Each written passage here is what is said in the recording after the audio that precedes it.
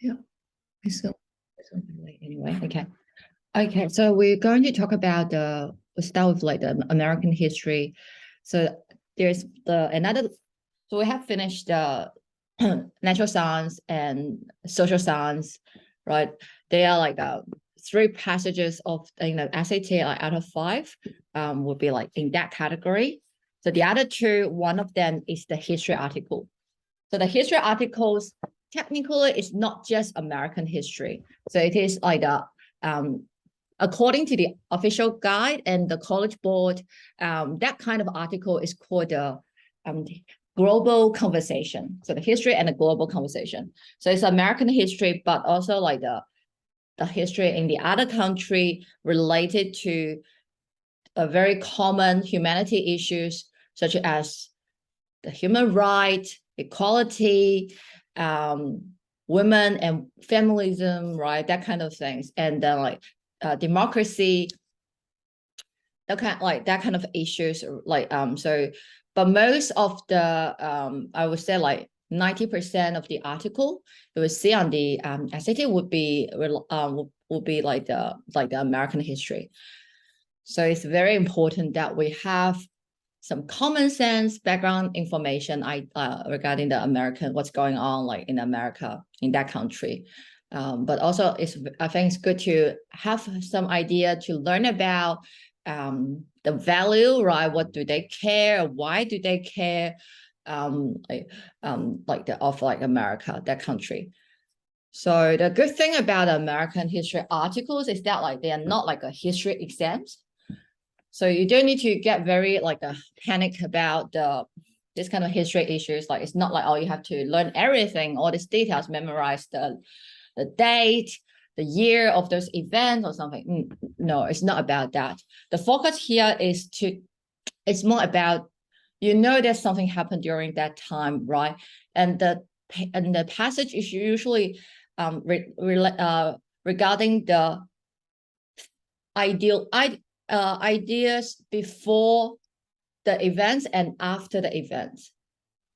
So we need to know that like just like the current world, we also have a lot of like hot issues, like for example like the abortion, right? Like the same-sex marriage, right? So we have all these kind of hot issues. It's still debating like the conflicts right now. So it's not about the focus here is not the specific conflict.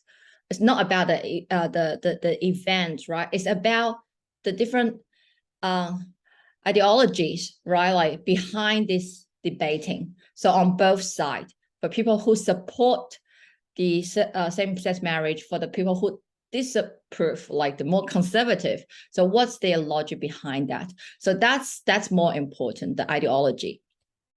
So if we go back to that, like 200 years ago, 300 years ago, during that time, what's the things like? What's the people's thought, mind, like the ideologies, their reasonings at that time? So for example, like, so we will focus on more about those things because the articles will be argument. So it's importantly, you need to understand that like in the arguments, right, what's the author's main idea, the main argument, and also the author's reasoning, right, how he support his argument. So that's the key things of the article.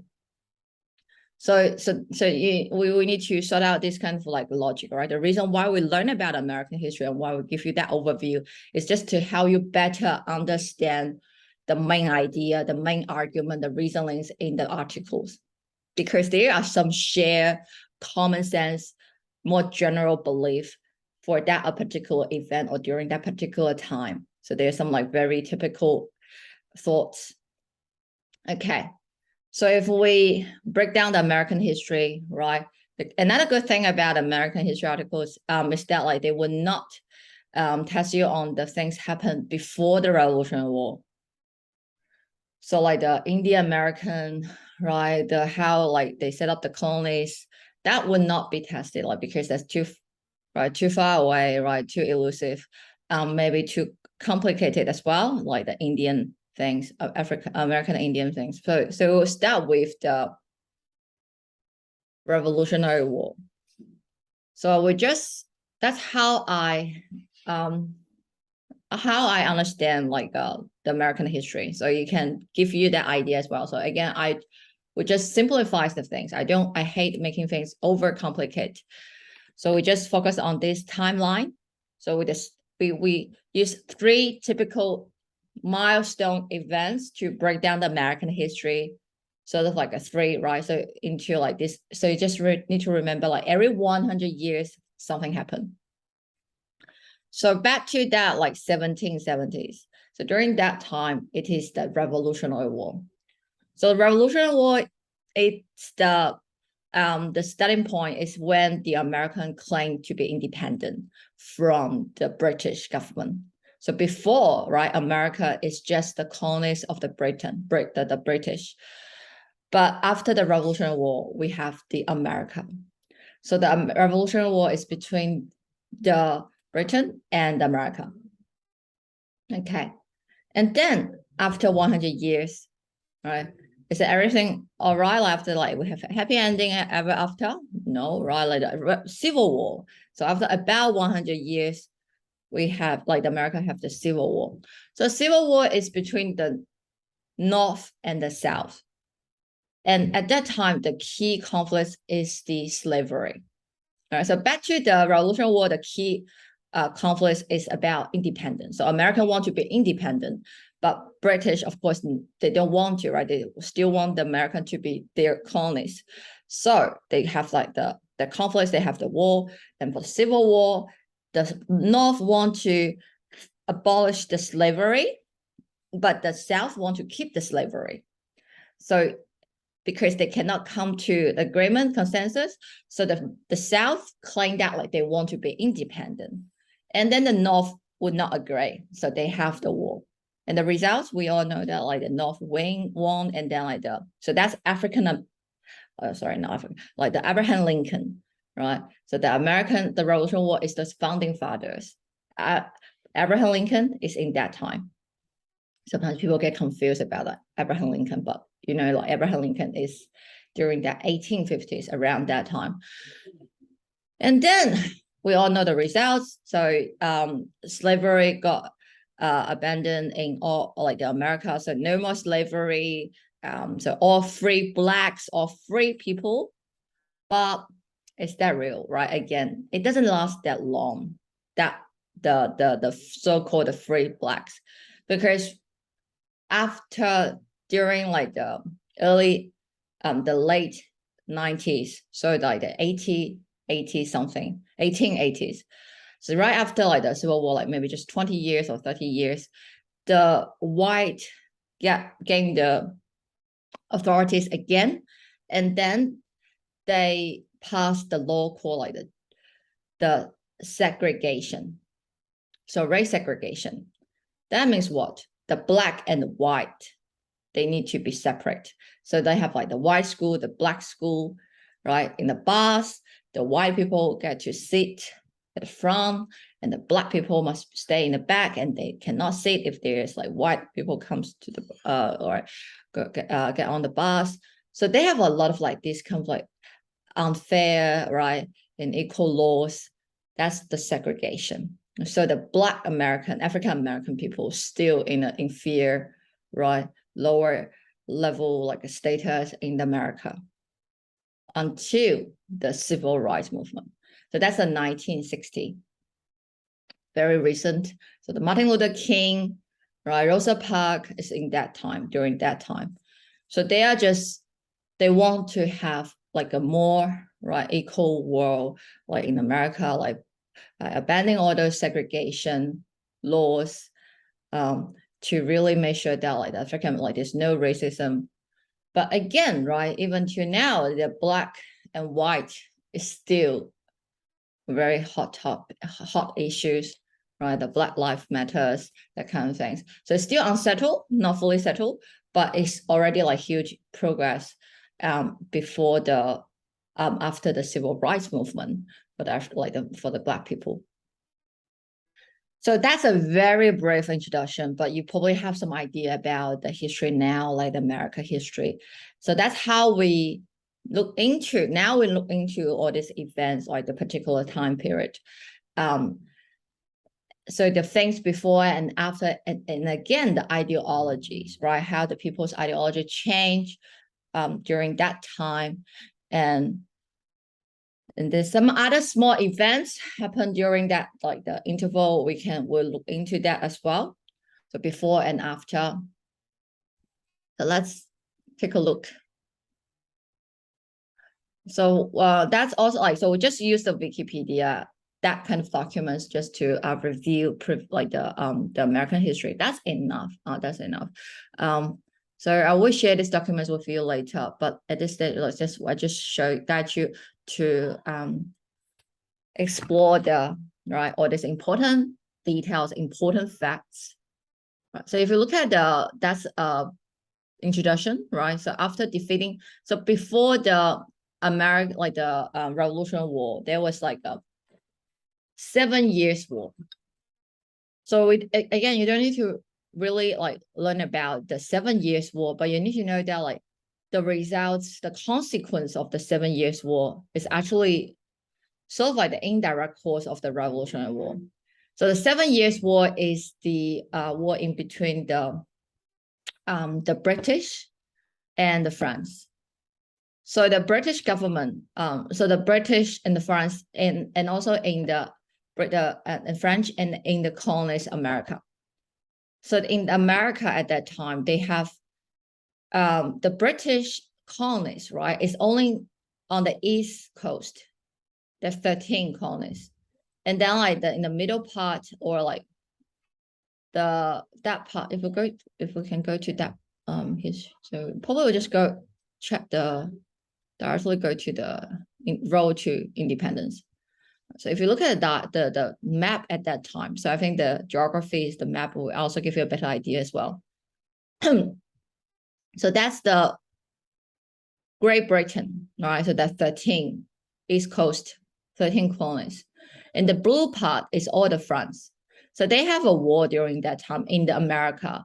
They have like 7 years war because of like the conflicts in the colonies war, like the land. So after the 7 years war, the Great Britain government, the British government, have a huge gap. So what's their logic, right? We have this war, right? We fight for the colonist American. We fight for you, right? So of course we need to tax you. We need to impose the tax on you to cover the debt, to cover our financial crisis. So they impose the tax on American people, but that triggered like a huge rebellions in the American people. So that's a trigger. So the upper class, and also you know at that time the background here, right? The upper class emerged in in America. So they are no longer just the colonist people, they were British people before, right? But after 100 years or so, they have their own culture, right? Their own value in America, and then they have their own upper class emerge. And this upper class people, they are well educated, right? Like they enjoy and are fond of freedom. And it means among them think they're right to civility from the greatest. So they're thinking that like this middle class people, the upper class people, they are well educated. They have like some value about like the freedom. They want to have the freedom. So that's like they become awakened. Right. So that's the background. All right, that's a background. So after the Civil War, the French Indian War, so the 7 Years War. Right. So they have the so actually tell you that like the results of greater political integration of colonies and something like that. Right. You don't need to really know the war of like the 7 Years War, but you need to know like the taxation. So following the acquisition from French territory, right? So the King George III issues the vocation So they want to impose the like the test, imposing a test. Okay, Winston's joining us. Good. Hello, Winston. Winston. Yeah, we're just talking about American history. So we just started. So we talk about we're talking about the Revolutionary War right now. So that's how we break down the American history here. Okay, Revolutionary War and Civil War and Civil Rights Movement. So in the Revolutionary War, hold on, let me go back to the. All right. I know. Yeah, I just have like, I just want to find the documents that like, okay, yep, fine. So that's the one. So where we were before, go back to the, okay. So the British Parliament passed the Stamp Act. So they passed the law, right? Like passed the tax on the colonies without going through the colonial legislatures. So that's the issues, right? Did the Parliament have the right to tax Americans who were not represented in it? So the American people have their first, that's their first right request here. Like they just want to like no taxation without representation. So they refuse to pay the taxes as intention escalate, right? So during that time, that's before the Revolutionary War, right? It's not like, oh, they impose the tax and then like the American people just like, okay, let's have like get into the war with you, right? Let's fight. No, at first they just want to like, okay, there's no taxation without representation. So if you want to impose the act like that, you want to tax us, that's fine, but we need to have our representative in your parliament. So that's during that time, like there's a lot of conflicts between the British monarchies and the colonist people, right? The rich people versus the poor people. We talk about that later. And the conservatives versus the radical.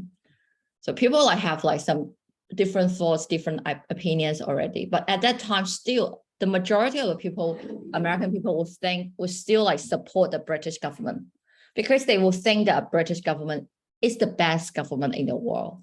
And at that time, yes, the Great Britain is the strongest country in the world at that time as well. And then things get worse, right? Things get worse here. And then like the Boston Tea Party, you don't need to know that specific event, like the things, but you just need to know that like, so after several things happen, the American people, their thoughts start changing, right? They're thinking that like, all right, this British government, they really don't really like treat us equally, right? So like so they have the first colonial meeting, right? And then like they have like the patriotic leaders from every colonies convening the first Continental Congress to coordinate their resistance to the intolerable acts. So they have like the other acts later for the British government, but so the American people disagree. And then so at first they just want to appeal to the king to ratify those acts.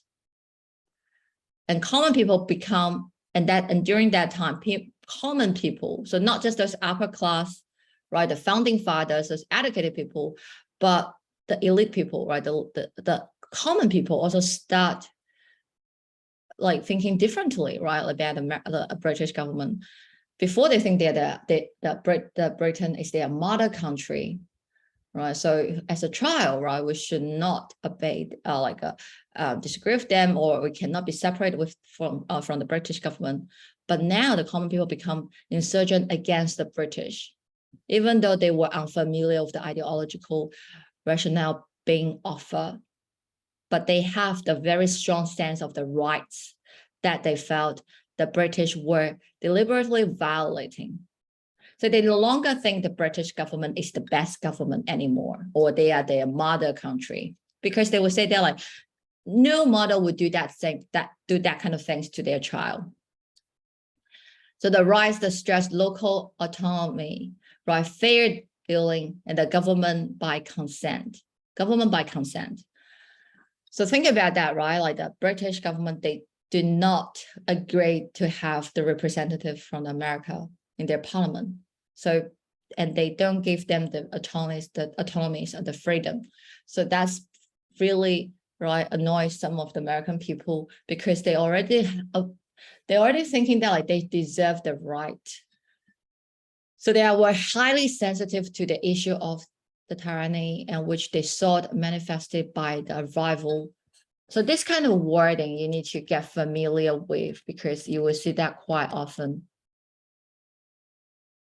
right? Like the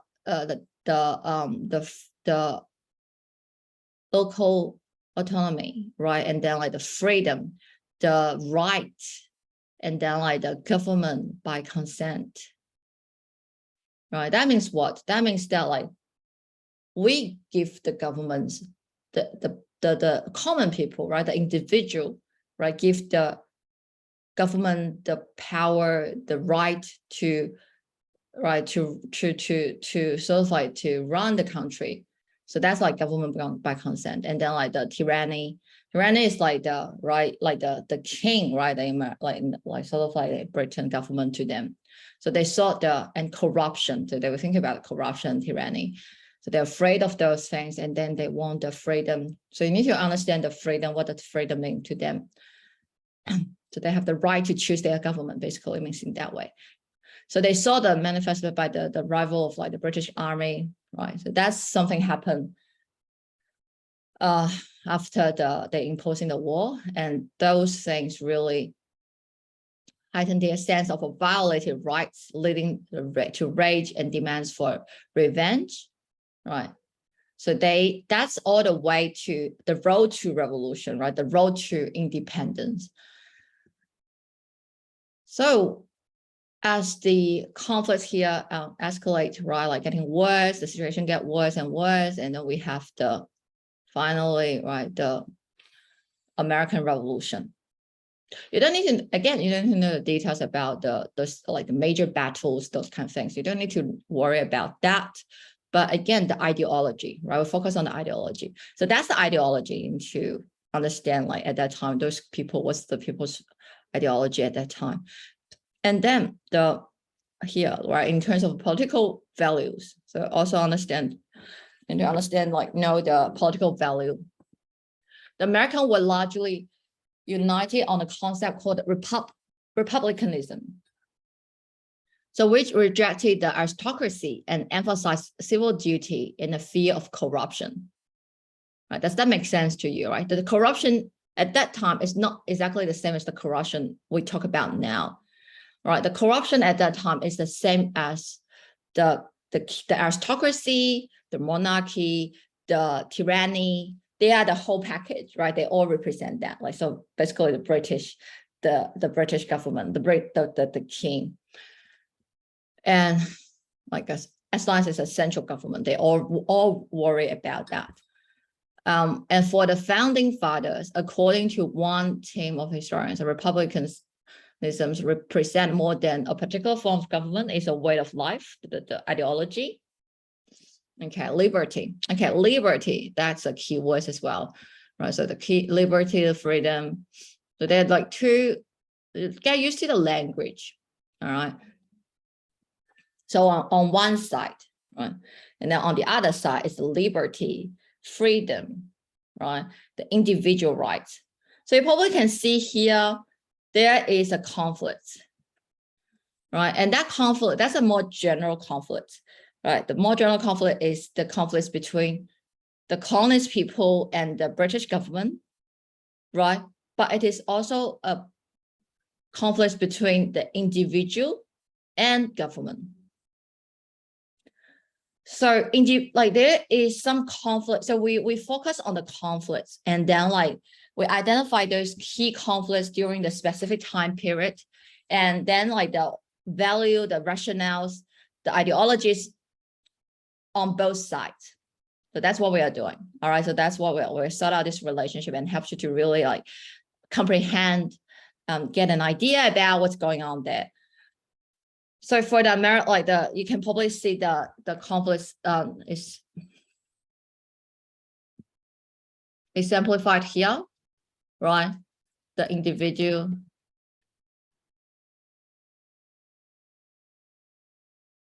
the government. The conflict naturally exists. But even now, today, right, that conflict still exists. Of course exists. So individual and government, then naturally we have a conflict. We have a different side. Okay. But of course we can come to agreement, but we have conflicts. We talk about that later, right? So you can see that like individual and government conflicts we definitely signify in all these three events, like this 3 period of time. But they all have like the specific conflict. So here at that time, the conflict is between the American people and the British government, right? So the 13 colonies began the rebellions against British rule, right? And then like independence, they claimed their independence in 1776. So they're like the Declaration of Independence. They drafted in the Declaration of Independence, and the Independence Day, right? They declared their independence. Okay, but you also need to have some idea about like at that time, right? Not everyone at first fully agree with the we call it the radicals, right? The people like they claim that like we should have like a war with the British people, but not everyone would fully agree with that, like, because again, I mentioned that before, they're also like a conservative people, or like people think that like the British government, they're afraid of like getting in war with the British government, like the Britain, because they are definitely the strongest power, like they have the military, they have the weapons, right? So that's a lot of like that's another conflict. So sometimes they will have article from both sides, right? And you need to be able to understand their rationale, right? And then like for the conservative people, their rationale, their reasoning is usually like, firstly, I mentioned, they consider the British government still the strongest government, the best government, right? And also like they have like the sort of like thinking that like, they have a strong bondings with the British, their mother country. All right. And then also like they would think that like American would not be able to survive if they claim independence, like economies, right? The commerce, government, like we don't have the people, like the power or something to survive. And if we cut the reliance, or we become the enemy of the British. And then like they also have the rationale that like well, what's that? The rationale like here, like saying that like yeah, they're just afraid of like getting involved, like to fight against the British. Like in practice, they think they would definitely lose. All right, and so that's something that's the conservatives, like their rationale. And for the radicals, right, like, or for people who support like the independence, it's very easy to see that, right? We can summarize, right, what we mentioned before, the individual liberty, right? They prefer like they want the local autonomy, right? They want to like American people should not just get ruled by the British government anymore. We should have our own legislature, we should have our own government, right? Local autonomy, or we need to have our, right? We can government by consent, right? Remember that, government by consent. And also they are thinking that like, so in response to the conservatives' rationale, right? They're thinking that they would say that like the British government, the Britain is not our mother country, right? No matter what treat their children in that way. And then I also that like with our economies, we not have like we have our own economies advantage here, right? That's we fine. So they have their like, and most importantly, still, it's just the liberty. Okay. So the republicanism value. Okay. So with all this information in mind, later on, while when you read the article like this, you'll be easier to comprehend their thoughts, they understand, right, their argument and their reasoning. So at that time, like a lot of people like there's like wrote a lot of like very important documents. So like for example, the Thomas Paine, like the Common Sense, and there's like other articles as well. So all these documents, right, this original work of those people, they will be the article that you're going to read on the paper, on the SAT. So that's the hard thing about the history article. It's not just the background information, but also the language. So we will read some together later. So you get used to like those documents, those passage like written 200 years ago, right? That kind of like writing style, we need to be able to decode that information as well. Okay. And then you don't need to worry about those parts because I mean like the laws in Britain and that's two specific details. The events is not important. The Declaration of Independence here, right? So that's the documents. You will not read the article like declaration, like because that's just too common sense. But you can have a look at it at the time, right? So the new nations was founded on the Enlightenment ideals of the with the Thomas Jefferson for the inalienable right. Yeah, that's we all know, but like it's not that important here. But like here, right? The Republican principles. So this ideology, right? Again, this fellow. So you need to really learn and understand that. Emphasize the people are the sovereignty, not the king, right? Demanding the civil duty. They fear the corruption and rejecting any aristocracy. So does it make sense? So individual, all right? The individual people, they have their own liberty, not the aristocracy, not something, right? Just you're born with, no. Okay, and then like that's the so that's before the Revolutionary War. So, and we know the result. So that's what you need to know, like before, prior to the Revolutionary War. But now we have like the idea about what's after the Revolutionary War. After the Revolutionary War, it's not like everything just become perfect or right happy ending. Nope. For the first 10 years, the American government, like the American institution at that time is quite different from the American now. So for the first 10 years, they have like was able to settle issues with Western regions of the young United States, which the Congress become territory. With the migration flow, the nationalists worried that the new nation was too fragile to withstand any international war. So in the first about like 10 years from like 1776 to the 1780 something, about 10 years, they were under the Confederation. The American is under the Confederation. Confederation that means what? Confederation, the now American system, the institution is called a Constitution. Right. So Constitution is a law, but also like because it's a very basic law, so we can say that like that's the institution of like the American government. So the Confederation at that time is that people the states, the 13 colonies, right? There's no central government. So there's no federal government. There is no president. Okay. So the Confederation is just like the 13 of us, we are all equal. Right? So we're just a team and we work together. But we have our own laws and system and government in our own states. So you can see that's a very loosely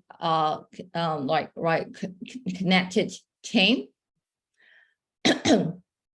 So people worry that like it is too fragile to withstand any like international. Yeah, think about that, right? They don't have army, they don't have like military, they don't have the federal taxation, right? There's no, so you cannot even call that as a country.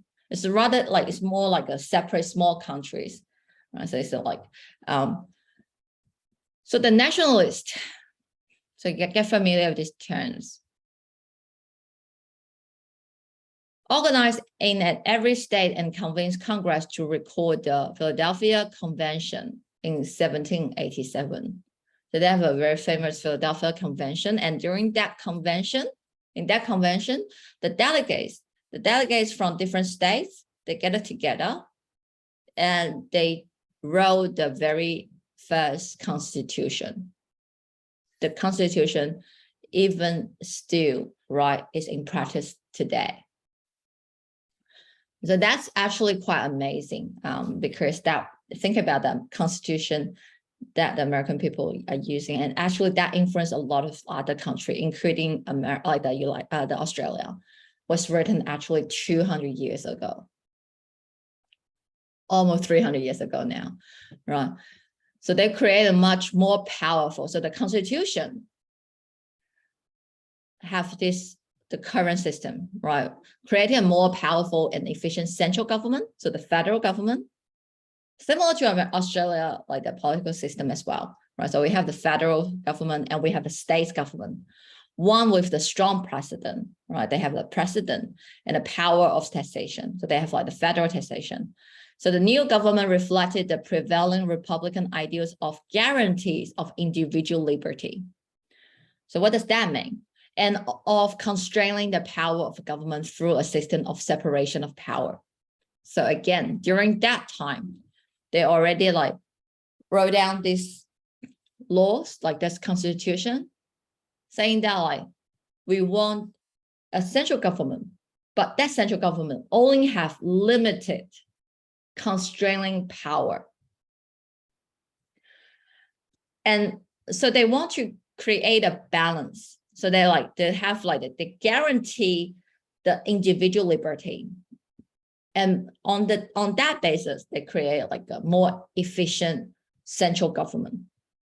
How to restrain the government's power? Because again, think about, right, what they were afraid of, like the British government, they were really afraid of a tyranny, right, a monarchy, that kind of like a corrupted government, like a very strong, powerful government, right?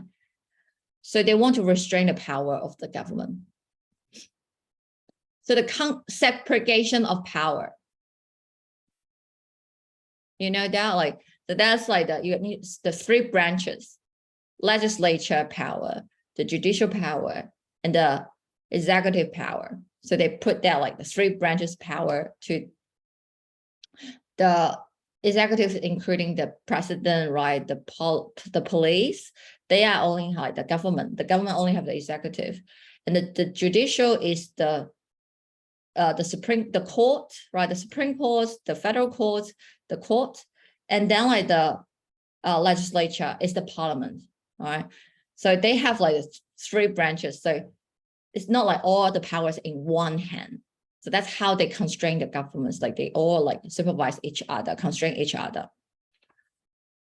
So the Congress was given authority to ban international slave trade. Okay, so that's something to talk about. They banned the slave trade, but they didn't ban the slavery, right? Okay, and then like of course, not everyone's happy with that. So that's the conflict during that time, right? It's the Confederation versus the Constitution. So you can think about, right, every time when there's a change, there is always some people agree and disagree. So same here. Some people are actually, there are a lot of supporters. They prefer the Confederation. They would, why? Because again, right, think about the reasoning. There was too worried about the central government. They spent so much effort, right, to overthrow the British government, right, a very strong central government. Why now we are like going to create another central government ourselves, like to control us, right? So they worry about that. And those Confederate, like people who support the Confederation, are usually the people who more emphasize on the individual liberty and the state's autonomy. So you can see there is another conflict here. States and individual rights versus the federal rights. So without a federal, like how do they create a federal government, right? Like the federal government actually is saying that like, okay, I want to get some powers from each state, all right? And then I will form the government. So you need to give me some of the rights, some of the power, some of the, right, like the ruling, like the authority. So I can give you some instruction, all right? It's not like I rule you, but actually, yeah, I have a higher authority. So for the states, right, some of the states, they would not agree. Some of the people, they would not agree. Because they're thinking that like, we just in our own states, right? We know our states very well. Why we have to authorize a central government to rule us? Let us decide our own matter. And every state is different. How can you make sure like it is a balance? How come you can give a rule like and works for everyone? So they worry about this. They're concerned about that. It makes sense, right?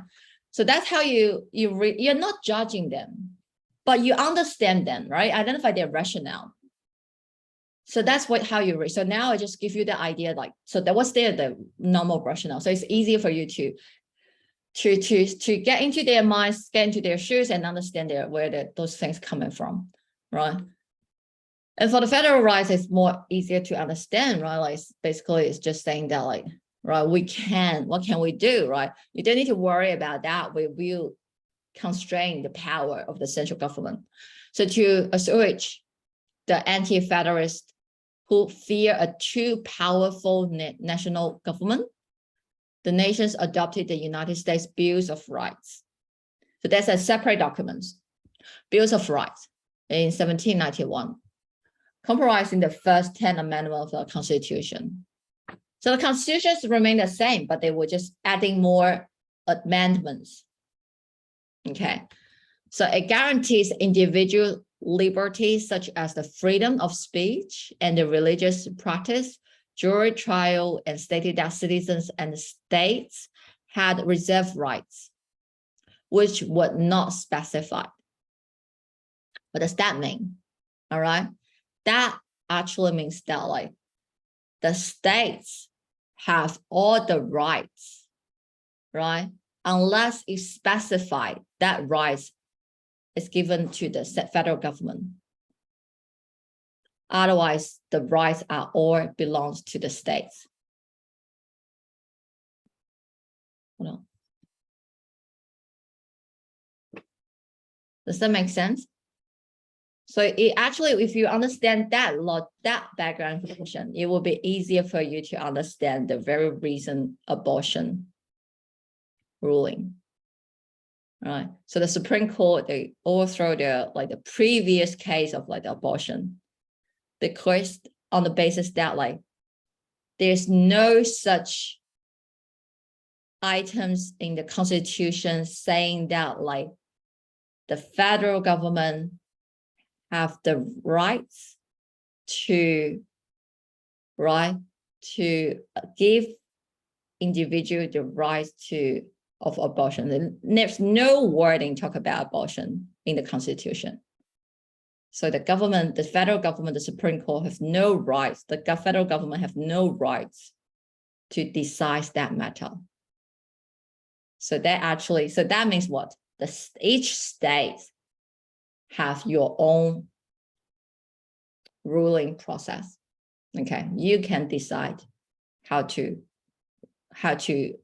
rule or how to decide this matter related to this matter. Okay, so that's how they guarantee the rights. So they make sure like the states have their like the rights, and then like the governments, the central governments, they have only constraining power, limited power. All right, so we're talking about the American history. Okay, so finish the Revolutionary War.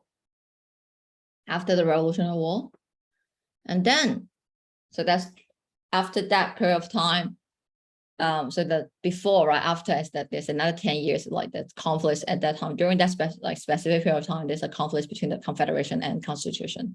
I was testing more before because many times as well, because at that 10 years, there's also like the conflicts, right? You can see the conflicts between the two parties, the two sides, right? The Confederation and Constitution, state rights and the individual, like the government's rights, federal government.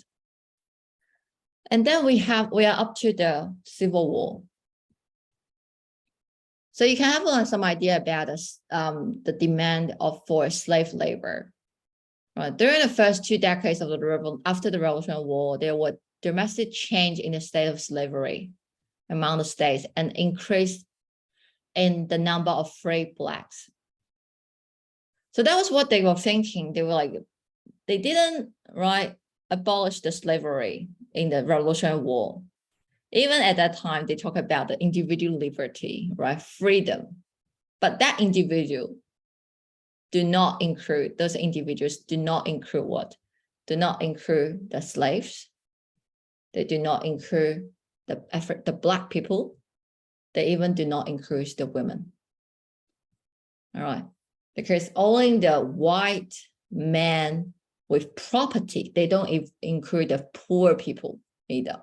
Only at that time, only the white men with property are allowed to vote, have the suffrage rights. So the individual rights in America, in the Western culture, we know that like equals one of the very important individual rights is the suffrage rights, the voting rights. Okay.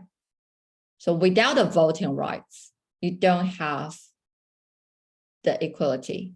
You don't have the liberty. Considered in that way. So that's something we need to bear in mind, whether you agree or disagree, right? But that's something you need to think about, you need to understand.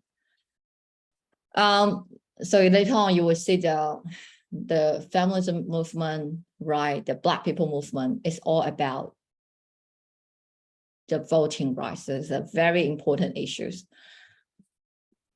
So during the first 2 decades, right, like this, so they were thinking that, like, okay, along the way, right, slowly, there will be more free blacks anyway. So we don't need to completely abolish slavery, right? At that time, they would just die anyway. But inspired by the revolutionary ideals of the equality of man and influenced by their lesser economic reliance on slavery, the northern states abolished slavery. So the northern part states, they relies more on the industry, right? Industrial, the machinery, right? The economies, the commerce, right? So they're less reliant, right? Lesser reliance on the slavery. But the South, okay, they have like free blacks as well. But by that day, right, the percent of blacks were free. After that day, with the demand of slaves on the rise because of the Deep South expanding cotton cultivation, the number of manumissions declined sharply. So during that time, it is the Industrial Revolution. Industrial Revolution lasts for 100 years. Right? It's not just 1 year or 10 years or 2 years. It's like it's lasts a century or like a long time.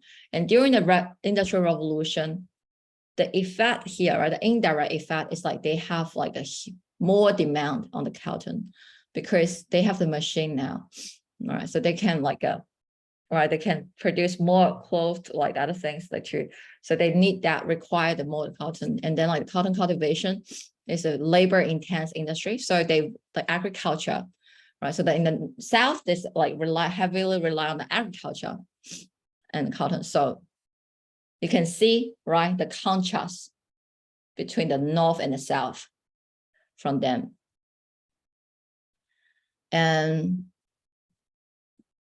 we have, so that was before, right? That was like just in the 1810. So that's a background. And you don't, again, like you don't need to know all these very specific events, but we can quickly skip to the divisions between the North and the South. So the conflicts of like the Civil War. So the second milestone event. So after about 100 years, right, like after the Revolutionary War, the central issues after the 1848 was the expansion of slavery. So it's not the abortion of slavery, it's just the expansion of slavery. So that's again, right, like see how the conflicts the situation get worse and worse. So at the first, it's just a small issues, right? Like they were just asking like that. It's like they're not saying that like, oh, let's have a war or something else, or let's abolish slavery completely. No, because at the beginning, right, we know that like America only have like the 13 colonies on the coast, East Coast side. With the territory expand along the way, right? They get more territory from the France, from Spain, right? And then they also have the westward expansion. The territory is expanding. So with the war expanding, they would have like come to a question, right? Like we establish a new state, but should that state be slave states or a free state? So for the North and the South, all right, along the way, they make some compromise, get to some agreement, right? Like, okay, so for this one, you can take that state, right? The California, you can take it as a free state, but that state, I take it as a slave state. So it create a balance. All right, create a balance. So that's how they settle the issues for that period of time. So it's not, but with that consensus or with that compromise, right? But still, of course, some people, right, the small number of the active Northerners were abolitionists who declared that the ownership of slaves was a sin and demanded its immediate abolition.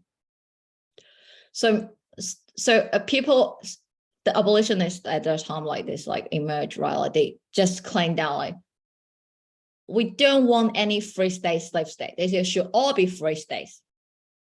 But that's just a small number. Much larger number in the North were against the expansion of slavery. Does that make sense? So most of the people there, like just like, let's keep the status quo, right? We don't want to expand the slavery anymore, right? If you have the slave states, you keep that. But we don't want more states to become slave states. So they're seeking to put it on the path to extinction so that America would be committed to free land. Okay. So again, the ideology, right? Need to understand why, right? What's their motive? What's the reasoning? Firstly, yeah, humanity issues, like think like they consider that like the liberty should belongs to everyone, right? But also about the free land, free labors. So there's still also like the economist consideration as well. If you keep the slavery, right? You keep the slaves as your property, your own possession. The labor cannot be freely flows to other area. But labor is important. People are important to the economist development. So that's their reasoning, like for the economist consideration. They also want the free land and free labors. So that's for the North. But for the South, right? They insisted that slavery was of economic, social, and cultural benefits to all whites. Again, right? Their ideology rationale at that time is the American people are the white people, right? Or the men, not including women. When I think about that, all these things right now, remember, all these things are only talking about men. But of course, at that time, women and men, their conflict is not like emerged as the major conflicts at that time still, right? Women at that time is very happy with where they are, like they're just at home, domestic, like as a housewife, as a mom, as a like a daughter, and then that's fine. They were happy with that. But the slavery is like a biggest issue. So that's their rationale for the South people, right? Even to the slaves themselves. They worry that, like, right? They're thinking that, like, if you just put like a sudden end to the slavery, that will create like they will like definitely that hurt the economy in the whole country, which makes sense too, right? For the North, the South people, for the South people. And then like denounce all anti-slavery spokesmen as an abolitionist. So like the justification, right? The justification of slavery. So if you read that and understand that, included economics, history, religious and legality and social groups, and even humanitarians to further their argument. See, they also use the humanitarianisms to justify the slavery. Defenders of slavery argued that the sudden end to the slave economies would have a profound and killing economic impact in the South, where the reliance on slave labor was the foundation of their economy. Okay, so everyone's self-interest. Okay, everyone's self-interest. So we don't justify that. We don't judge that, right? Because that's human nature. But you need to understand what's their self-interest. They would be right. So they would argue that like, if all slaves were free, there would be widespread unemployment and chaos. They worry about something called the mob. The mob ruling, not mob. So that's a lot of people at that time they worry about that, and also like the mob ruling. Okay. So religious, you don't need to worry about that. All right, and then like so with that background information, right? So can see like all the way to the step-by-step to the Civil War. Then there's some other specific events. Firstly is the compromise that I mentioned. So the issues of slavery in the new territory was similarly settled by the compromise of 1850s. Right, so does that make sense? Like the one I mentioned about the territory, they have like a compromise, like one, you take one, I take one. Right, so that's what a compromise basically means. Brokered by somebody, right? And like the Democrats at that time. The Democrats at that time is very different from the Democrats now. At that time, the Democrats and the Republic, these two parties. All right, there's no Republic at that time yet, but this Democrats, they are pro-slavery. Okay. So but again, you don't need to worry about the parties because there's two political and SAT would not test on that. But just some background information for your information. So the compromise, so Henry Clay, the compromise included the mission of the California as a free state in exchange of no federal restriction on slave placed on the Utah and New Mexico. All right, so I see. And the point of contention was the Fugitive Slave Act, which increased federal enforcement and required even free states to cooperate in turning over fugitive slaves to their owner. So that is one of the triggers. So they have like the Democrats at that time, right? They are in charge. They are in the power. So they passed the Fugitive Slave Act,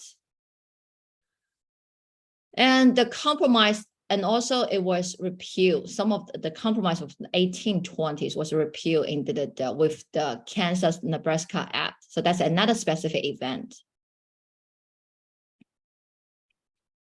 What is that? This is like prompted by the Senator Douglas in the name of popular sovereignty and democracy. It permitted voters to decide on the legality of slavery in each territory and allowed Douglas to adopt neutrality on the issues of slavery. What does that mean? Okay, so if you go to the city map, that's the Kansas, Nebraska.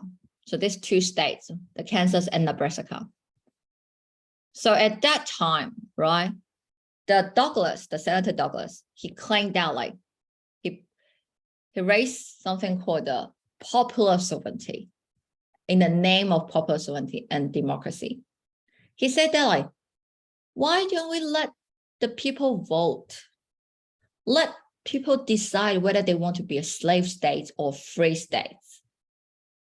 It sounds reasonable. Do you think it sounds reasonable? Right? They sound, yeah, correct, right? Let people vote.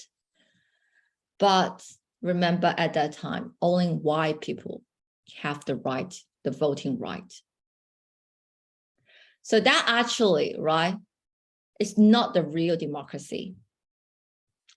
It's actually like the popular sovereignty is not the same as democracy. Popular sovereignty, what is the real democracy? The real democracy should be the majority, the minority, right? So we probably follow the majority, but the interest of the minority is still would be like we will still get respected, right? But for the popular sovereignty, it's more like it's like mob ruling. We just listen to the majority. So if like that's the case, think about if that's the case, right? All the whites can get to vote, and then like they can vote both states into the slave states. That equals what? That equals they repeal the rights from the free states, right? So previously it's just one free state and one slave state, but now you might turn both states into a slave state. So that's the issues. That's the hot issues that was tested on the in the test before. So you need to know that like now with that knowledge you can easily understand, right? So the anti-slavery forces rose in anger and alarm. So now you know to understand why they're angry, right? Forming a new Republican Party. So that's how they formed the Republican Party. So pro and anti continents rushed to Kansas to vote slavery up or down, resulting in miniature civil war. So that's sort of like a trigger, one of the trigger of the Civil War as well. So you understand that like the Republican, right? At that time, they insisted that slavery would never be allowed to expand. And that's what slowly died out. So at first, even Abraham Lincoln, right? What he claimed is not like we should abolish slavery completely. No, instead, at first, he claimed he just presumed that like we should not expand the slavery. So that's different. But it's just later, the South, right? They want to be independent. Then they have the Civil War. So you don't need to really worry about the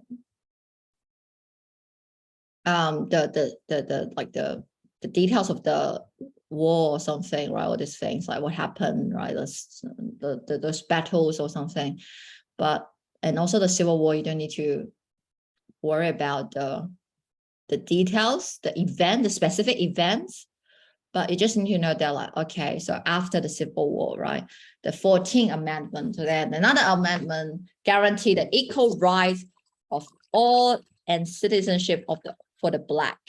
But again, only Black men, only men, all right, only men. And then I have the 15th Amendment prevented race from being used to disenfranchise men. What does disenfranchise mean? Enfranchise means like give the people the right to vote, and disenfranchise means like withdraw the right of the voting right from the men. So like they prevent race from being used to disenfranchise men, right? Men, only men. So that means that like they give the race, all races, the right to vote. So that's a 15. That's a result of like a civil war, but it's still the end, right? So the Congress enfranchised Black men. So that's what enfranchise means. Like now you read that wording, like you should again, right, very easily understand the concept here. And temporarily stripped many ex-Confederate leaders from the right to hold office. So that's a very radical change, reconstruction after the Civil War. But that didn't last long. Okay. So state by state, they lost power. The Republican lost power to the conservative Democrat coalition. America have an election, right? Re-election. We have the election as well, like every 4 years. So slowly, all these states, they lost power to the conservative Democrat coalition, which gained control of the entire South by the 1877. So very soon, just about 10 years or so, right? They just regained the power. And then the white supremacist, they do what? Supremacist, they, from the, you just need to know this one, so you have the idea. From the 1890s to the 1908, Southern states effectively disenfranchised. So you know what this franchise means, right? So disfranchise most Black voters and many poor whites by making voters registration more difficult. So does it make sense, right? Like they cannot change the constitution, right? They cannot withdraw that, like the amendment. That would be difficult, right? Like, but they can do what? They can impose the other laws, like the poll taxes. So if you want to vote, you need to pay taxes.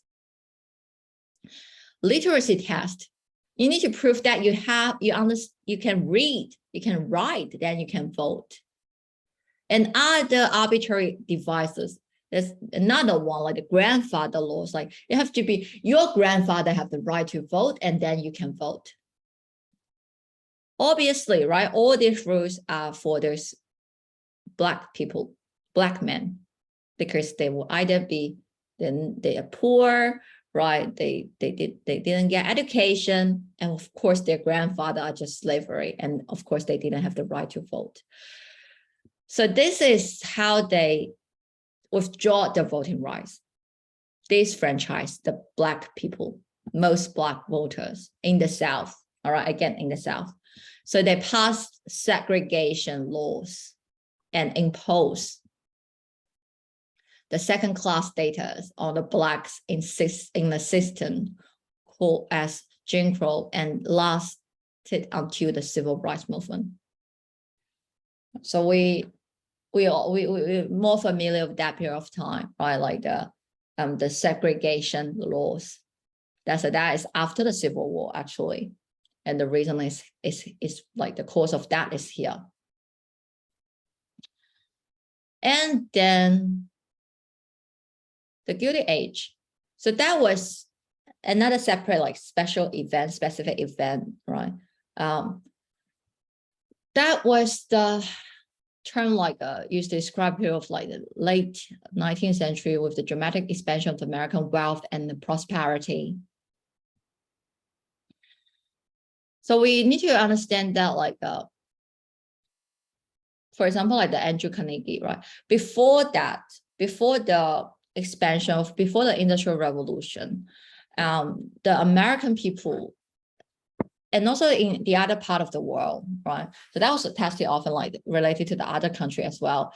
There, you can say that like the people, like there's no huge gap between the poor and the rich, because only a very small classes, those aristocracy, they have the wealth, right? And for the majority, they are all poor. Or they're all like almost equal. But because due to the Industrial Revolution, right, and then like the economic development, there is like dramatic so some people, ordinary people, normal people, for example, they build a factory, or like they have their like economists, and then they gather, or like for example, like Andrew Carnegie, he was not an aristocracy, right? But he was just normal people. But within a very short period of time, he became the upper class. He accumulated a huge amount of wealth. So that was another hot issues at that time. Even now, right? Like the discrepancy between the property, the poor and the rich people. So they are no longer the old brotherhood, right? Before they are all like maybe like all like a workshop, like they're all just like normal people, farmers, right? Or like commerce. But now like the rich people can be very rich. So that's another article regarding that conflict, the poor and the rich. Put like nations, right? Heavy debt, all right. So that's another issue. We talk about that. Some article might talk about that. You can understand that like the logic here, right? So some of the rationale here is like the people like just thinking that like that's not right, right? That's not right. The old brotherhood, those relationships got changed now. And then the World War I, World War II, does that matter? It's not that important. All right, again, it was not tested at all. But the things happened before the World War I and World War II, we also have some idea. One of the important influence or the impact of the World War I is the women's suffrage. So that's a separate topic. We can talk about that. So feminism, right? So the women's suffrage movement began with the June 1848. Pay attention to the time. What is the time? So the good thing about now you remember the milestone, right? Like so go back to the first page again. So the 17th, right? The 1770s is the Revolutionary War, and the 1850s is Civil War, and then like 1960s the Civil Rights Movement. So when you read an article, they will always tell you the time, the date, the year, and you will know that like, oh, that's within which specific time period. So for the women's suffrage, that was before the Civil War. So you can think about the reasoning, all right, what's going on at that time, and then I sort of like, so the women at that time, they got inspired, right? They actually got inspired by the abolition movement, because they suddenly realized that the women suddenly realized that we are just, our status, right? Probably it's just not better than the black, not better than the slaves. Because we also don't have the right to vote at all. All right. We are not as equal as, so they have become awake.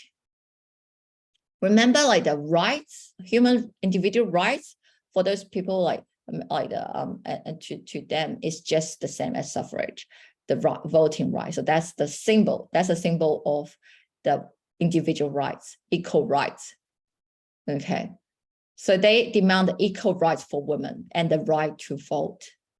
So some women, some leaders, the feminist leaders, they claim they want to have that, they become awake, they want to have the right demand. So some of these activists, right, become political aware during the abolition movement. Right? The women's rights campaign during the first wave feminism was led by Stanton, Lucy Stone, right? This name, they're very like eminent names. And So you understand that now, like why it's like that. So that's the first wave feminism, and then that was before the Civil War. The movement recognized after the Civil War, gaining experience campaigner like So by the end of like the 19th century, a few Western states have granted women full voting rights. So still only a few Western states. Western states, right? They are the new territory. So they're more progressive. Even now, like the Western states that are more considered more progressive. Women have made significant legal victories, getting rights in areas such as property and child custody. So they also want to gain other rights, including the property. So why property is important? So when you read the history article, when you read the terms like property, you also need to have an idea that it's quite different from the property now. So now we will talk about property is probably the symbol of wealth, right? Investment or something like that. But at that time, property is the symbol of voting rights. And also like only men have the right to purchase property, to own a property, only white men. So that's also the symbol of equal rights. Does that make sense? So that's property at that time is the symbol of voting, of right, individual rights as well, equal rights. And of course, there's other like the employment, right? Education. So around the 1912, like the feminism movement began to reawaken, putting an emphasis on its demands for equality and arguing that the corruption of American politics, demanding purification by women because men could not do the job. What does that mean? All right. So before that time, women are expected just to stay at home, right? A domestic role. Their main responsibility is what women can at that time, like women still can gain education, right? They can go to school, they can have like the home teaching or something, or like be educated. But the reason why they gain the education is just to make them a better mom, so that they can nurture raise a very the future leader, the man. All right. So that was ideology at that time. So the expectation for the women at that time is just like be a good mom, be a good wife, right? But so they're not expected to step out to go into the public and then or have like the political life or like a step in the politics. And the reason at that, also the reasoning, right? They feel like the people would say that like the women, they are so pure, they're so delicate, they are so fragile, they're so soft. They will even claim that of course, women and men are not equal. Why? Because women are more superior, even superior to the men. We don't need to suffer the pressure from the outside. We can just stay at home while we are being protected. So that's their logic here at that for them. So why you want to have the so-called equal, right? You want to be equal. You want to downgrade yourself, something like that. And also that kind of thoughts is actually a lot of times is from women themselves. So within the women, right, there are different voices as well, different, they will have disagreement.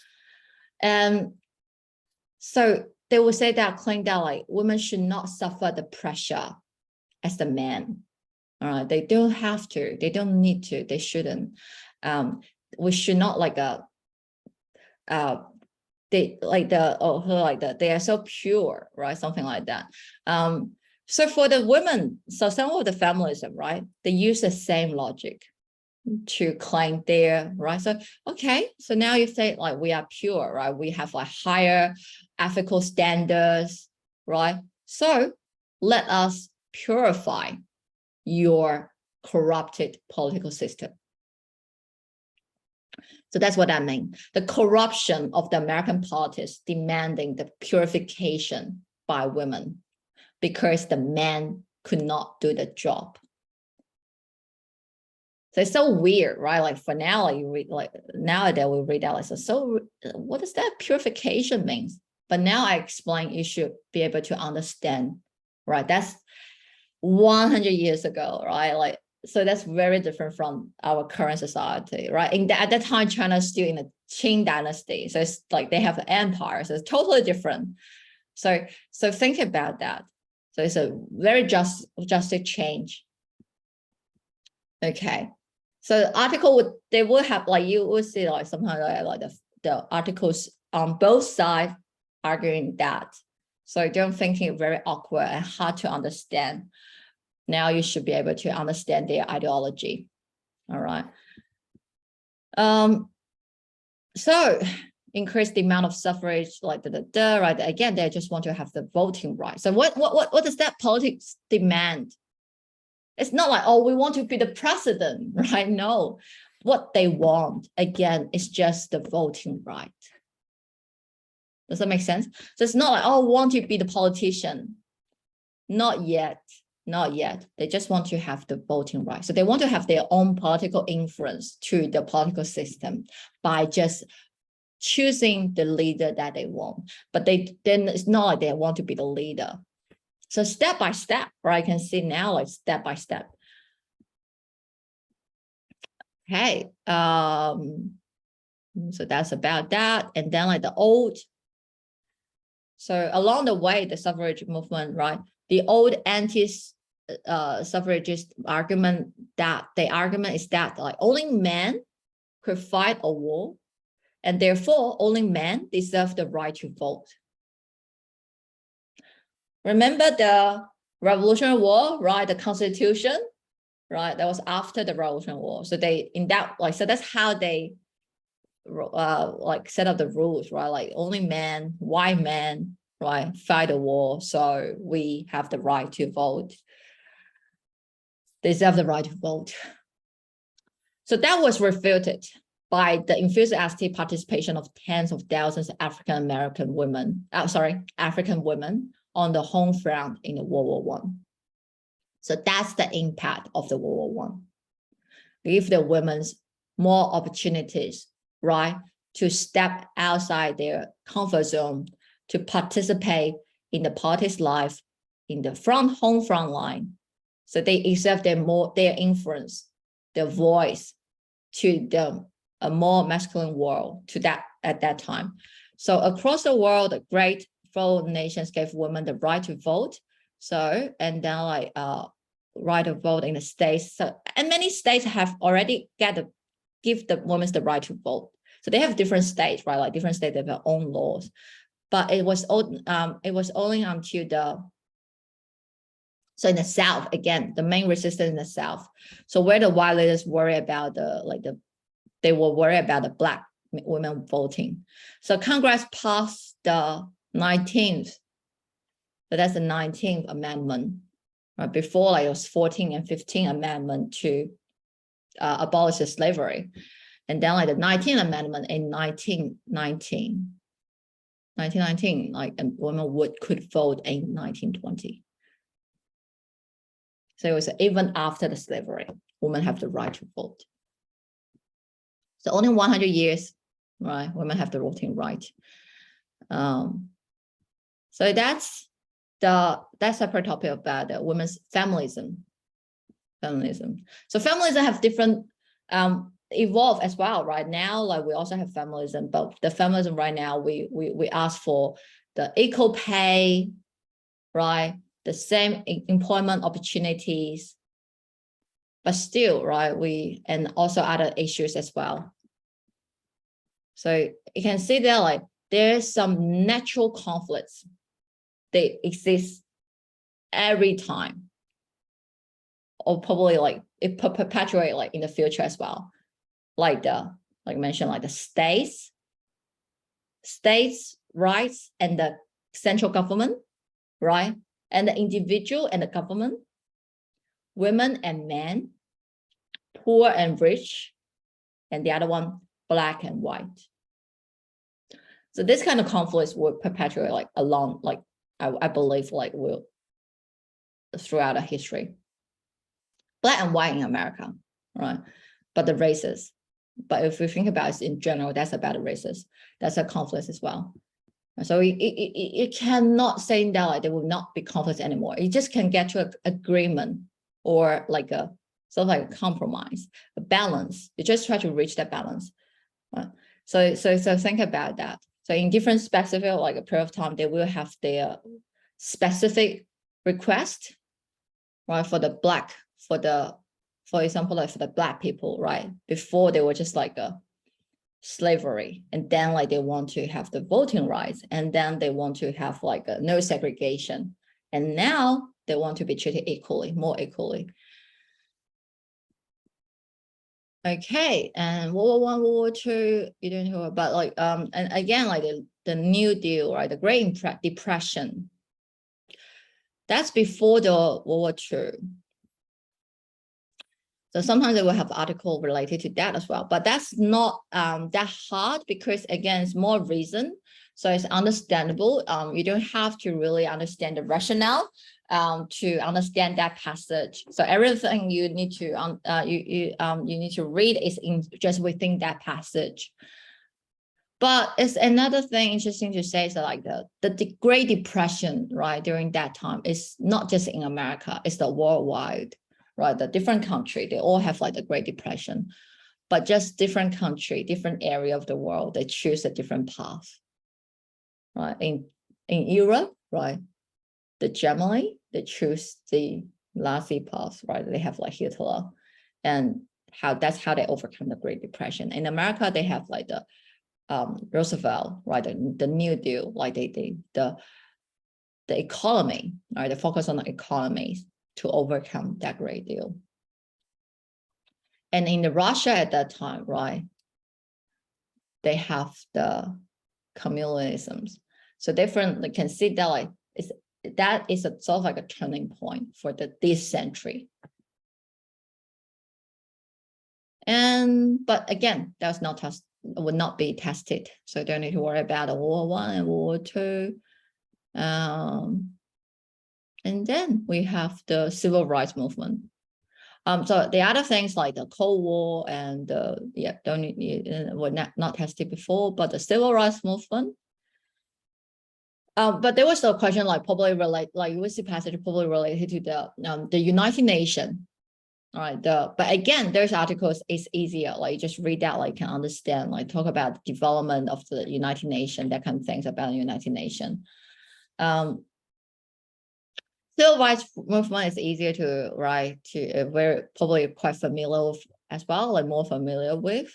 So basically you just need to know that like, right, the civil rights movement at that time, they asked for what?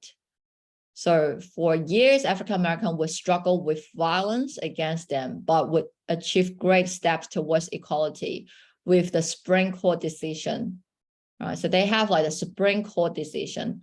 The Supreme Court decision guarantee, right, and then have the Civil Rights Act of the 1964, the Voting Rights Act, right, all these documents, right, all these laws, ended the Jim Crow laws, remember the segregation, right, segregation, and legalized racial segregation between the white and black, ended that. Okay. Yep. So that's it. So basically that's what you, in the women's movement here, right? There's a second wave. So they want to have like the proposed equal rights amendment to the Constitution. They argued that like the position of a housewife and make young women military draft, equal status under the law, and social customs and conscience began to change, accepting women's equality. Yeah, again, right, they have like a lot of like many federal laws equalizing pay, employment, education, opportunities, and credit, and ending pregnancy discrimination. That's changed now. And then the state laws, right, Supreme Court ruling, and the establishment of women's equal status. So there's a lot of laws during that time, right, was published or changed, and then to give women more rights. Okay, so that's basically an overview, right? A very quick overview of like those important things you need to know about the American history in order to better understand the history articles on the SAT.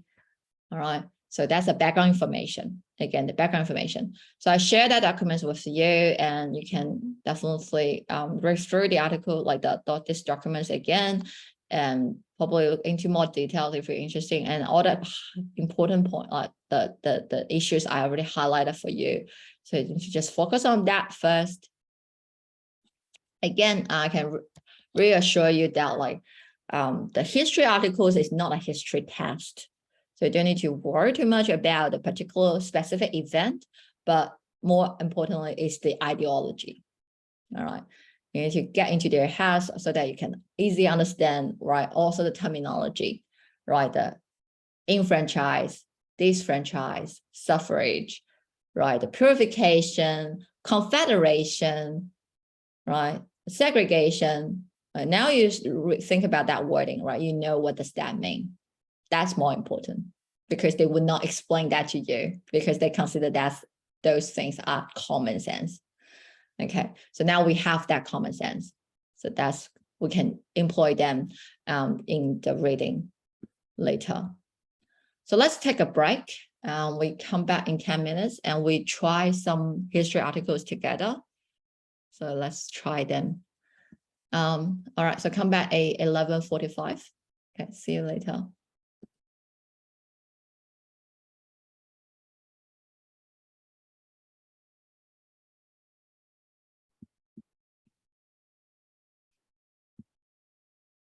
Yeah.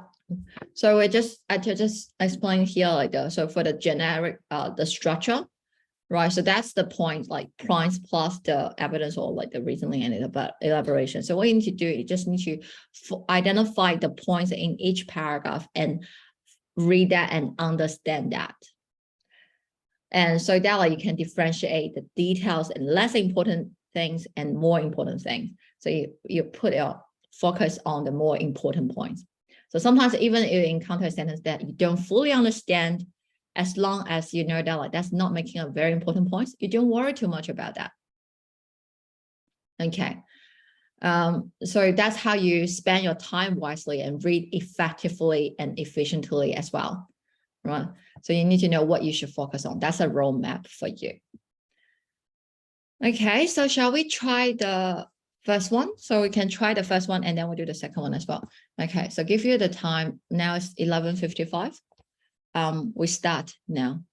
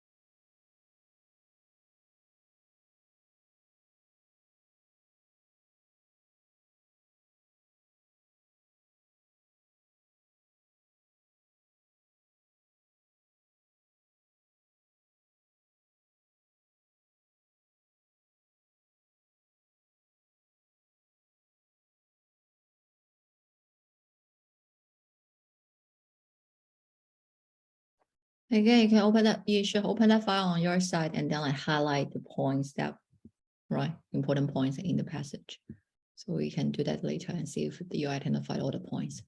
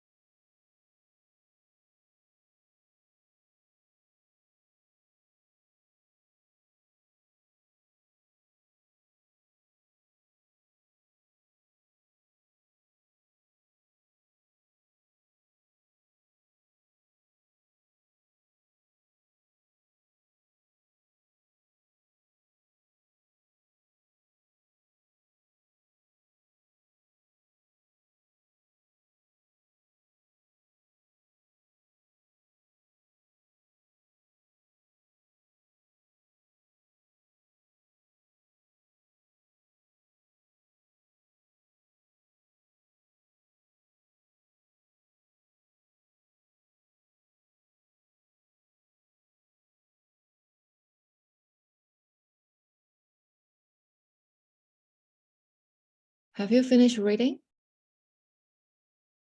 All right. So if you, that's 5 minutes. So that's about a reading time for the passage. So we can read together again, and then like you do the questions together as well. All right.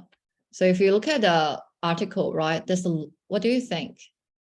There's a lot of things it's talk about, right? And also there's no certain logic. So how to predict what the author is going to say in the next paragraph? So that's the thing about a history article. It's pure argument. Another interesting thing about a history article is that like the argument here, the evidence that they use is not like any factual evidence.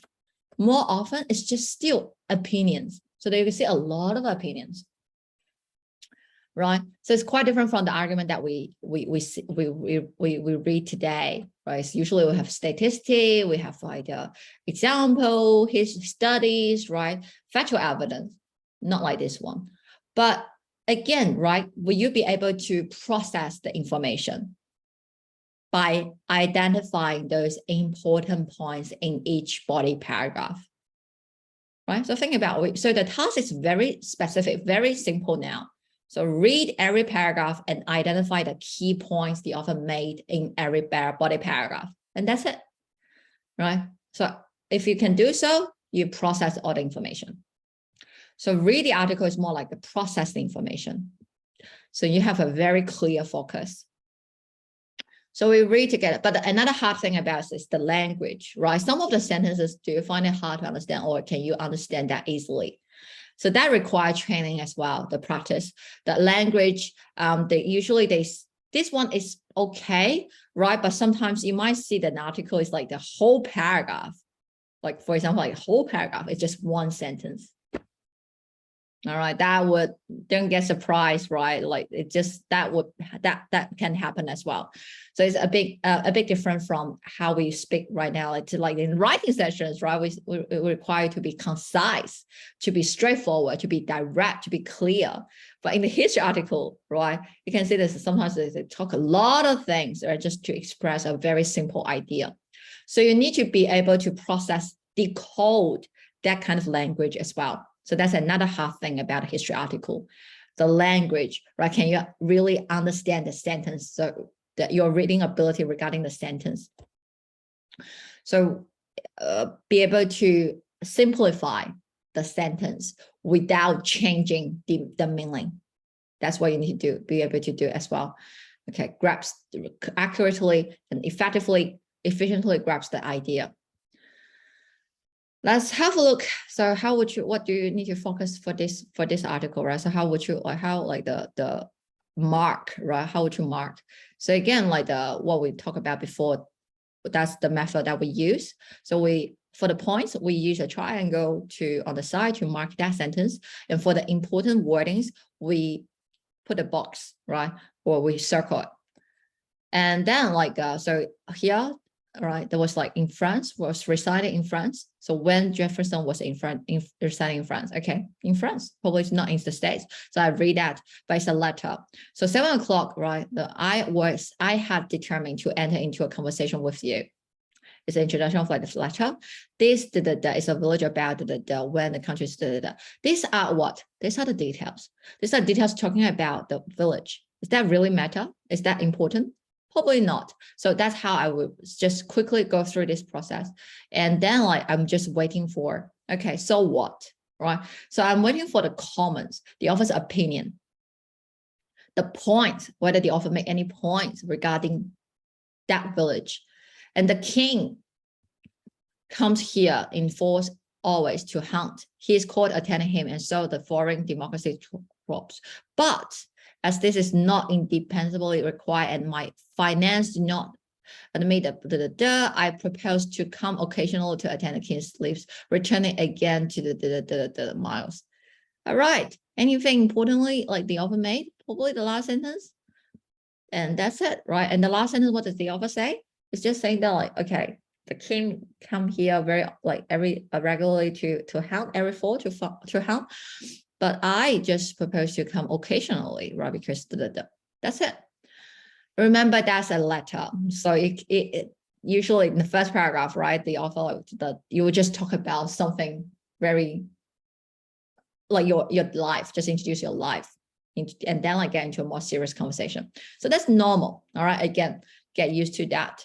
So the next paragraph. So first paragraph, okay, fine. The next paragraph. This begins the first trip. Okay, so that's probably talk about the first trip. Okay, and then I set out yesterday morning to take a view of the place.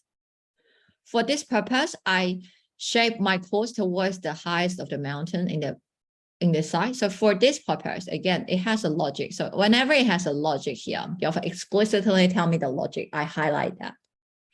All right. Because again, they might have a detailed question for me later. I like towards the heights of the mountain and to top to the as soon as I had come clear like the town. So I know that like, so tell me that like, again, right, follow the author. So like, that's a reason why he go to the short walk, because he want to, right, have a look at the place, a view of the place. And then I fell in with a poor woman. So whenever I mention a third party, I highlight that. So another, right, third party working the same rate with myself and come across. Wishing to know the condition and laboring poor, I enter into a conversation with her. Okay, that's also telling her the logic, right? The author's logic here. So that's what I sometimes pay attention to. Why he author, because again, they might ask a question like why the author wants to enter into a conversation with the lady, right? That's the evidence. Which I began to inquire about a path which would lead me into a mountains, and tends like for proceed the inquiries into her vocation, condition, and circumstance. So I want to know these details. She told me she was a day laborer, the 2 children to maintain, and often she could, all these details, right? Again, just quickly scan through. And we had worked together near the miles, I gave her, right, and then like she burst into tear of gratitude, which I could perceive was unfounded, because she was unable to utter word. She had probably never been received so great an aid. So that's the last part. So let's talk about the character, like the old lady's reaction. Again, that's it, right? So that's the second paragraph. Talk about an encounter. You don't need to worry too much. You don't need to think too much, right? At this stage, we just gather all this information. And then if they have a question later, we know always come back to read that sentence again. So don't over-interpret in that way, like don't worry, don't over-interpret. So the next paragraph. This little right, it explained here, that means emotion, right? So this little emotion, probably talking about, right, her emotion, with the solitude of my work, led me into a train of reflection on the unequal division of property. Finally, right? That's the key points we want to see, right? Because we know that all these history articles should have a key argument rather than just tell me what happened and not happened, right? Just give me a random events, right? So must be a meaning behind this argument, behind this article. So probably, right, is that talking about unequal division of property? That's something familiar, right? The general conflicts we know, like the probably, right? It's about the poor and the rich. So have that in mind. We just keep reading, which occasions the numberless instance of which I have observed in this country. Which country?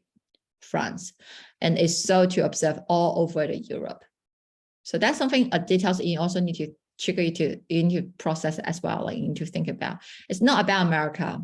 It is in Europe. He is in Europe because America does not have a king, right? And that's about Europe. So that details, process that, gather that. And the property of this country is absolutely concentrated in very few hands. Specific reasoning, right? So he made a point, and then like he can start like elaborate on that point by providing more like specific points, details, reasonings. So he's saying start by arguing, all right?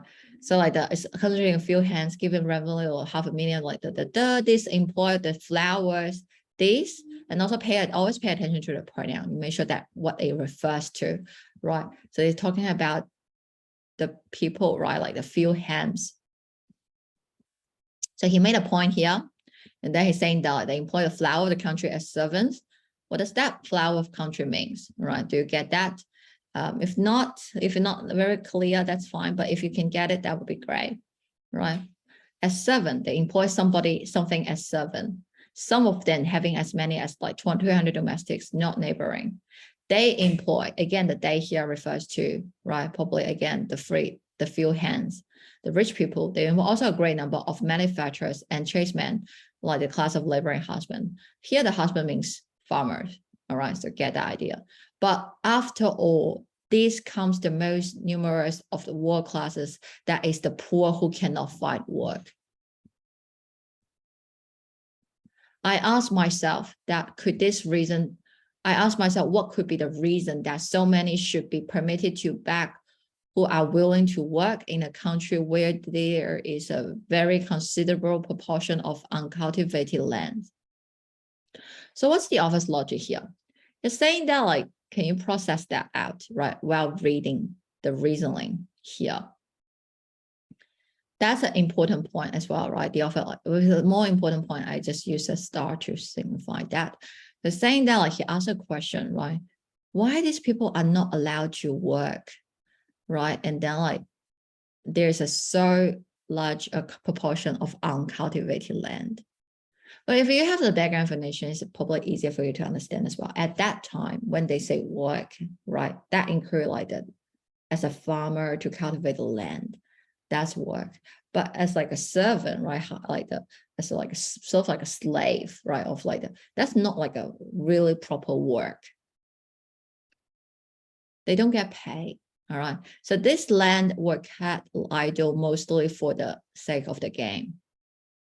These uncultivated land are which land, right? These land are kept idle mostly for the sake of, like, for some, for the asking for the game. What's the game mean?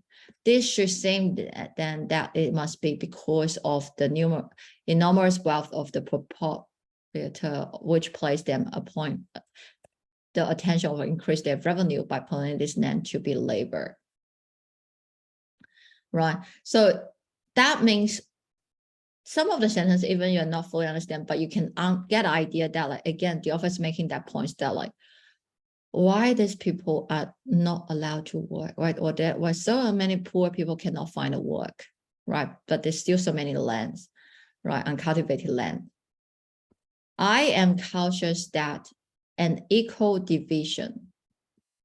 Again, you don't have to understand every single sentence, but you just need to identify the key points, the main points, and understand that in each body paragraph.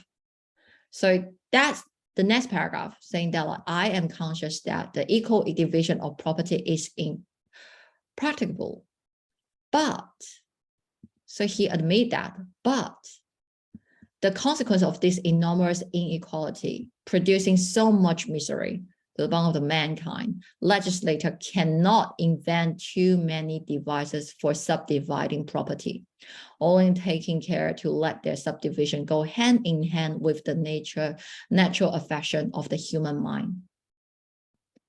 Does this sentence make sense to you? Right, think about that. So that's a very important sentence. So that's a sentence like you will see in this history article. Would you be able to simplify the sentence and in order so that, like, you can understand that easily and remember? Anyone can try? Do you think you understand that sentence?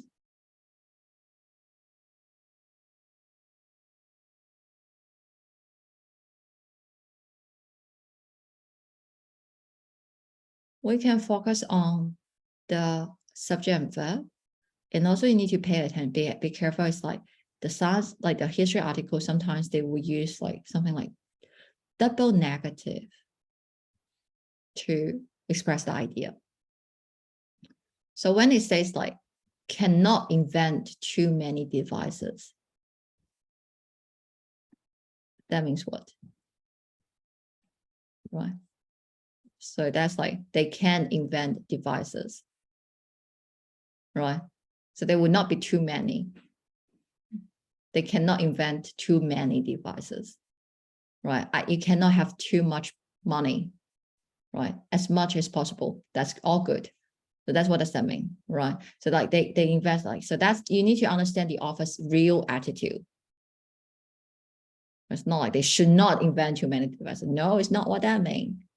So that's what it's saying that, like, so the logic here, right? So break down into small the grammar would definitely help. Break down the sentence into small clauses, like separate clauses. The consequence of the immoral equality produced so much misery to the body of mankind. So it producing, right, so much misery. And the legislature cannot invent too many devices for subdividing property. So the legislature should invent devices, right, for subdividing property by taking care, only taking care. So to let the by taking care to let their subdivision go hand in hand with the natural affection of the human mind. By only taking it, only by make sure that those devices, right, the subdivision can consider, right, go hand in hand with like that means like link to the affection of a human mind. Does that make sense now? Better sense now, right? So what's the author's attitude, right? The author saying that like, even saying that like the equal division is impracticable. Completely equal division, right, is impracticable. But if we can take care like the human mind, right, we need to consider the human mind, the affection of the human mind, and with that, taking that into consideration to make the subdivision devices, that's fine. Right, so we still need to do something. It's not in equal division, but we still need to do something, right? By taking the humans mind, affection of human mind, what do you think? What does that mean? Right? So humanity, right? By taking humanity into consideration to, right, to invent the devices of a subdivision. Because what? Because the consequence of this kind of inequality produced so much misery, right, to the mankind. So that's basically what does that mean. So if you read that sentence again, like it has three ideas, basically three ideas, and what's their relationship, right? So you understand the three ideas individually and also their relationship. That's the first idea. The consequence of this inequality will produce so much misery. And then a legislator cannot invent too many devices for subdividing property and only taking care to let the subdivision go in hand in hand. Right, so if you read that three, break it down, and then understand that like their logical relationship, you can sort it out. Okay, and then like you understand the author's attitude in this, or the author's argument, or the author's point in this paragraph, right? Saying that like, right. So talk about the inequality, and they talk about the government should do what? The descent of property of every kind. Therefore, right? If you're not sure, if you read the next sentence. Right. Therefore, to all the children, or to all the brothers and sisters, or other relation in the equal degree in the political measure and a practical one. All right, that makes sense, right? They further elaborate on that. Therefore, right, they could have like a sort of like a political measure, like it would be a practical one. So that property would be, the descent of property would be to every kind. Another means that they talk about this, another means of the soundly lessening the inequality is to exempt all from taxation. So there's another method of taxation, right? It has higher portion. So whenever there is any country uncultivated land and unemployed labor, it is clear that the laws of property have been so far extended to violate the natural right. What does that mean?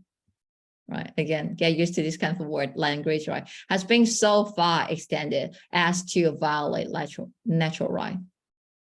Right, together with the logic of the previous part as well. That could mean what? So whenever there is any country uncultivated lands and unemployed poor, they have that. It means that like the laws of property, right, have violated the natural rights. That's what I mean, basically. Have been so far extended as to violate the natural right. The earth is given as a common stock for human, right? And then the current industry will allow to appreciate it. We must take care of the other employment to be furnished to those excluded from the appropriation. All right. Again, if you can understand that, that's great. If you don't understand that, that's fine too. Right. If you cannot immediately understand, that's fine too, because I think it's talking about the same point. Right. So we should give the people the right, like the employment, basically saying that. Right. Make sure everyone has the employment, can have the right. And then that's how you process the information. Right. And also you can always come back and read it again. So how you process the information, paragraph by paragraph. Now you have a look again, right? You identify all the key points in each body paragraph. That's fine. That's great. Then that's enough. You can start doing the question. Okay, so that's how you read a history article. So in that way, even you have a sentence that you're not fully understand, that's fine. You wouldn't worry too much because it already grabs the main point. Right. And some details we don't really read that carefully because we know that's just details. But that's something you require training. All right. Like it's like you train your eyes to be able to identify those more important key points. Right. The author is making a point. Right. So the wordings here, like for example, like this, I also conscious why I'm all definitely highlight that because that's something that's not mentioned before. Right, so that is a new point. Every time the author make a new point, an important point, I will highlight that. And also that's this paragraph, right? I know in each body paragraph, they will have a new point. They have their separate point. So I highlight that as well. All right, so see if you can, right? That's a very important skill, right? Like be able to differentiate the points, right? The more important sentence, identify those more important sentence. All right, so with that in mind, we look at the questions. The first one, which one is the answer? What's Jefferson's central claim in the passage? Again, you don't need to generate your own answer. There are many claims, right? Don't try to generate your own answer, but just enumerate the choices. The current system of inheritance and ownership is unlikely to ever to change. Is that right? No. Right? That's wrong. So see, I cross out the most obvious mistake. It doesn't say that it's unlikely to change. Wealth should be redistributed in a way that benefits the majority of the society. Would that be correct? Is that mentioned? Right? Yeah, probably, because it does talk about the subdivision of the property, right, of the wealth, right, and then like the benefits the society or something. So that's a point that is mentioned. It's nothing particularly wrong. So I will keep it and check the other answers. C, the unemployment should be used their energies to work on the land rather than ask for money. Definitely wrong. Right? See how wrong the other choices. The details is not mentioned, right? Or the opposite of what the author said. The answer, everybody have the natural right to ask much property as he thinks necessary. Is that correct? All right, the answer correct? Why it is not correct? Reason why it is not correct? The text mentions that like total wealth distribution is not possible. Well, it's not about like whether it's possible or not, right? That's not the author's claim. Right? Does the author ever claim that like, right? You can claim you can have as much property as you want, as you think is necessary. Right? Never, they will never say that, right? But just say that like, we should, right, be redistributed in a way that benefit the majority of society. Now you think it would be, yeah, fine. I don't need to overthink, right? Because all the other choices are very obviously wrong, and B is one of the claims that the author made. All right, see how you do the questions now? So the central claim, they will often make several claims, right? You don't need to identify which one is the central claim. You just need to identify which one is the right claim. It's one of the central claim, one of the main claim. All right, be able to differentiate, identify the wrong answer. Which one? So you need to have a very clear mind about what the author, what's the points, right? What are those points the author made? So that when you read it, you know that like that's not the claim the author made. That's not one of like that the author doesn't make that point at all. Okay. Question 2 here. Jefferson used the example of the women he meets on the road in order to. That's what? That's a detailed question, right? So it's related to a particular part in the article, right? The example of the women. Remember which part of the article talk about that, right? Second paragraph. So that's how you read, right? You read the article, you identify key points in each paragraph, and then you can very quickly to locate that specific library reference, the context of the scope of that question. But this question is asking the in order to, so the purpose here. When it comes to the purpose question, remember, you need to focus on the context rather than just the sentence, right? Rather than just the meaning of the context, the sentence, but the context, the things before and after it. And also you need to be open-minded. All right, just remember the context and be open-minded. So do you still remember the context? If you do, I think if you think you have enough information, then you can just go to the choices and see if you can eliminate some of them. And if you feel like there's something you're not sure, you can go back and read it again. But if you don't remember like much about, or what's the woman, what's the author say about a woman, and then you probably go back and read it first. All right, so that's something that's a call that you made. So for the different questions, but for this one, I think we should have like understanding, right? You should remember that I talk about the introduction, and then I talk about he go out to have a walk, and then he bumped into a woman, right? And then like he talked with her regarding like, because he wants to know something, or wishing to know the condition. Well, we highlight that sentence, remember? All right, with that information in mind, get to the choices. Provide a moving anecdote in order to distract his reader from larger issues. Does that even make sense? No, right? How would I want to distract the reader? It doesn't make sense at all. So that wording, wrong. B, illustrate his surrounding with a typical example of the native people. What do you think?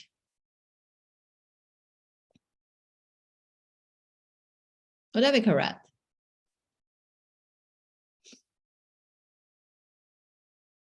Why is wrong? Why you don't think that's probably correct? Won't like native people also refer to like the landlords and the king? Those are technically still native people, right? Like his the king, the native people with the typical example. So I don't understand why like about a king will be. Also, you mean that like it's not like a good example for the king? like when he describes like the poor woman in order to like provide context to like his argument, is that his purpose is not number one to illustrate like his surrounding. The purpose Yeah, of the example. that's probably the reason. So again, right, it's think about like, it's not like, oh, because his purpose should be what, so that answer is wrong. You can have like a different way to state his purpose, right? So his purpose might be to provide a context, or his purpose might be to have a transition or something. So you can see that like there's many angles to analyze, to state the purpose, to analyze the author's purpose. They can be all correct, but here, right? But it's other like this, but it's not like you can, whatever ways is fine, right? You still need to follow the author's logic. So according to the author, what's the author's purpose here? So the author doesn't have the purpose to illustrate his surrounding, right? And then like use that example, and it's not even a typical example that's correct. Like a typical means like it's a strange, like an odd, not representative example, not typical example, right? That's wrong as well. That's probably wrong as well. The author doesn't have that logic, right? So again, it's not trying to illustrate his surrounding with that example. So that B answer definitely wrong. And C answer support the claim that the economic situation is worse than medicine think. What do you think? The second part, right? So can you identify the problem here? That's wrong. And never tell me that what medicine think. So we don't know whether that's true or not. So that information is wrong. So you focus on the most obvious mistake, and then like just use that to cross out, like judge the answers, right? So you base on that. So that's the most obvious mistake, and that's wrong. But for the D answer, transition from the specific experience to a more general argument. Could that make sense? Would that make sense? Cindy, why that makes sense?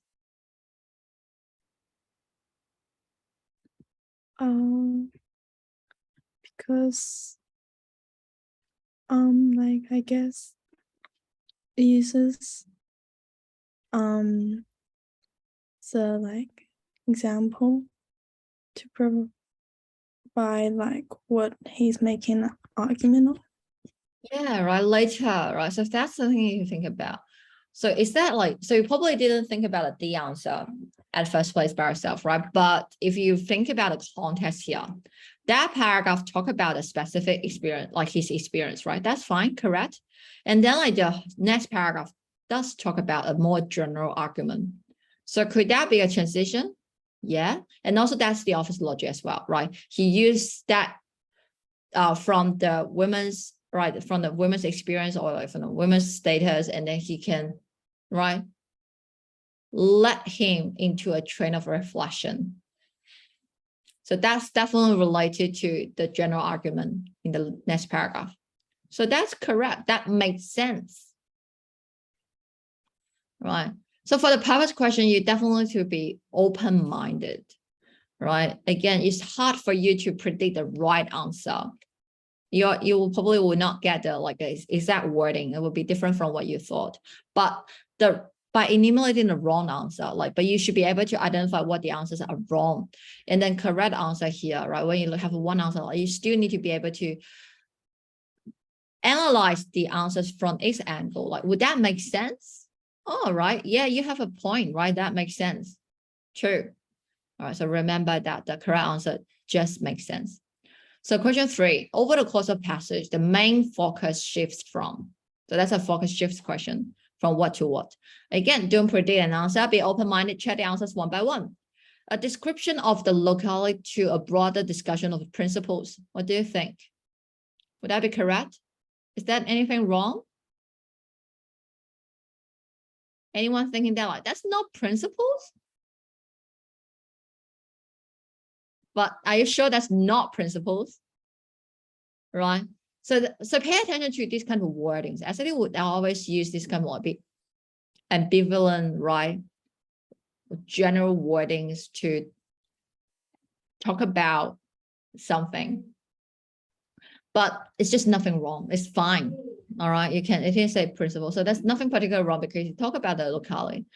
And then like the broader discussion, that's correct as well, because the second part, right, talk about there's like a unequal, like inequality of the division of property.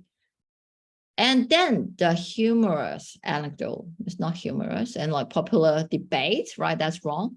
Analysis of a keen situation to know the unemployed persons. It doesn't analyze the keen situation, right?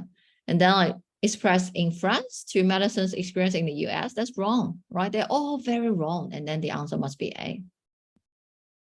All right. So that's how you do this question. So very confident, very decisive, and you can make a very fast judgment as well. Okay. 4, the main purpose of the passage, information about right? Remember that?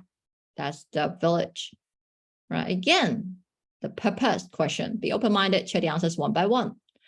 A, provide a picture like a counterpoint to terrible poverty. Would that be correct? Is that the office logic, right? No, the author doesn't counterpoint anything, right? It doesn't use that to counterpoint the terrible poverty. That's not the author's logic. Again, you cannot just think about, oh, but they mentioned it is quite beautiful, and then I mentioned about the poor woman, right? That's sad, right? Isn't that a contrast? Isn't that a contrast? What do you think? Right? That's not the author's logic. All right. Even you think about them like as by themselves, like if you take that out. Yeah, that's a contrast, but that's not how the author, what the author's written in the article, right? The author doesn't use this to show the contrast. That's not the author's logic. Does that make sense? So that's a very common mistake people make sometimes. They just focus on those isolated details without thinking, considering, like understanding the author's idea. All right. Okay. The next one, describe a foreign land to somebody who has never visited France. Is that correct? Again, if you just think about that, like the isolated details, right? Right, yeah, it's a letter to the medicine, right? So maybe medicine have never been to France. So you can't do that, right? You can't do that. If you do that, like you can see, you can justify every single answer. You should still put that into the context. How does the author talk about this, the place, right? In that paragraph, it talk about it's a beautiful place or something, right? But it never mentioned that, like, oh, because you have never been here, let me tell you something. Let me introduce this place to you, right? That's not the author's logic. Contextualize the anecdotes and the argument that follow. What do you think? That could make sense, probably, right? Because again, that's relevant to the context and relevant to the author's logic, right? It does have an anecdote and it does have the arguments, right? And then like it does have like the give that uncontextualized because it talk about like how he met the woman. We can keep saying it's nothing particularly wrong, right? Again, because there's nothing particularly wrong. So the next one, interest in the reader, interest the reader in the narrative before changing this topic. Really? Right? That's so far-fetched as well. Like it's not like you also like want to interest the reader. So which one would be the best answer? C. Okay. So we finished this one. All right, that's the inference question. Jefferson implies that the initial purpose of his work was to remember the initial purpose, right? That's the focus. That's the key points of this question. So remember which part of the article talk about that? Right? It's not about like his purpose to like his reading, talking to the women, right? It's about his work to a voice. So that's this part. All right, so if you still remember, that's fine. If you don't remember, you can come back and read it again. Just begin the trip. I set up yesterday morning to take a view of the place.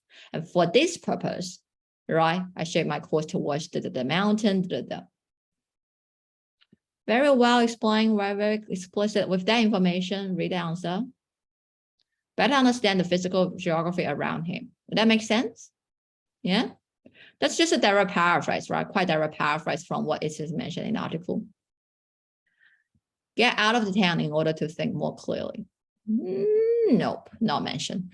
Understand the condition of non-American neighbors. Nope, right? It doesn't mention that. Avoid running into the king. Nope. So which one? A. Definitely A.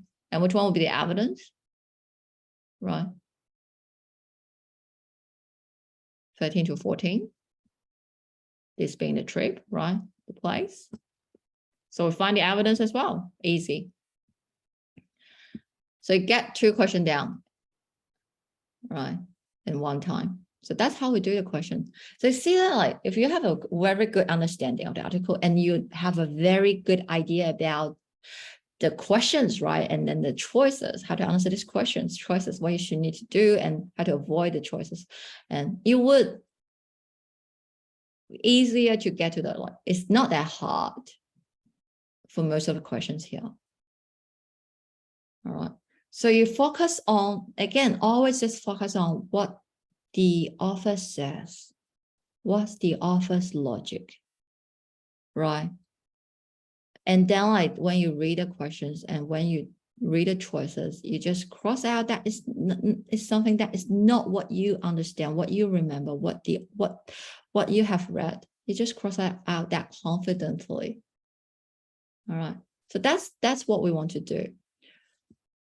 So firstly, the first step is very important. You need to really like make sense of the office logic first. Then you can confidently cross out the answers without checking every time.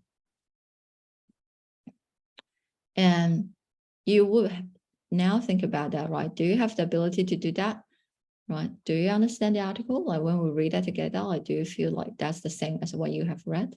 Or when we read that, like do you think, yeah, if I focus on this sentence, I can understand this sentence, right? So that's something you can do, right? You just need to practice, use the right method. Okay. So I give you the homework for today is the level 2 and the level 3, right? Some of the article here, like for example, like this one, it is 1787. You can see that like it is a speech given to Benjamin Franklin to the Constitutional Convention. Remember the Constitutional, right? And the convention was deciding whether to ratify the final version of the US Constitution. So these background information are actually very important. So you need to definitely read that carefully. The Constitutional Convention is the convention when those delegates get together, drafted the first, well, sorry, it's not when it get together. It's like when they are decided that like should we like pass the constitution? Do they still need to justify the constitution? All right. So if you read out, like hopefully can again identify the main argument, the author stance, right, and his specific reasoning, the points in each body paragraph. Okay. So it's not that hard, right? If you think about like break it down into small passages. So basically just break it down into small passages and read them and identify what is key point, and you'll be able to answer the question.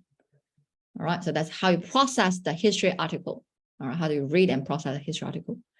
So homework for today, we can finish the, try some passage by yourself. So finish the level 2. All right. First. And we'll probably do the level 3 together in class. All right, so we do the passage level 4, level 3 together in class, and we talk straight away after we finish one passage.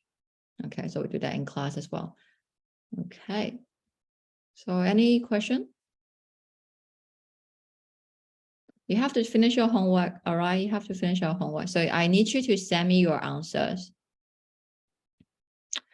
of the level 2 by Saturday.